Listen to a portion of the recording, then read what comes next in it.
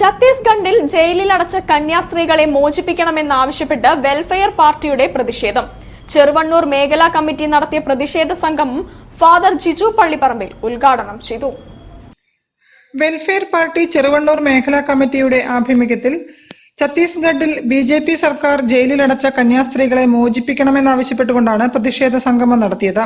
ചെറുവണ്ണൂരിൽ നടന്ന പരിപാടി ഫാദർ ജിജു പള്ളിപ്പറമ്പിൽ ഉദ്ഘാടനം ചെയ്തു. ഒരു എളിയ അഭ്യർത്ഥനയുണ്ട്. നമുക്കൊരു നിമിഷം നേരം ഒന്ന് എഴുന്നേറ്റ് നിൽക്കാമോ? ഇതൊരു പ്രതിഷേധമായിട്ട്, ഒരു നാടിൻ്റെ നിസ്സഹായരുടെ ഒരു ശബ്ദമായിട്ട് നമ്മൾ എഴുന്നേറ്റ് നിൽക്കുകയാണ്.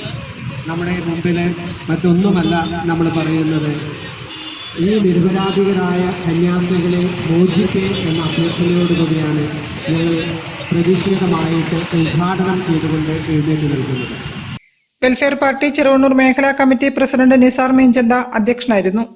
Kozhikode corporation president MA Khayyum മുഖ്യപ്രഭാഷണം നടത്തി. ഫാദർ സാബു ജോസഫ്, വിവിധ രാഷ്ട്രീയ പാർട്ടി പ്രതിനിധികളായ പാലാട്ട് പുരുഷു, CP ഷാനവാസ്, ഷംനാസ് ടി, പ്രജോഷ്, അബ്ദുൾ ജബ്ബാർ, ഫിറോസ് ഖാൻ തുടങ്ങിയവർ സംസാരിച്ചു.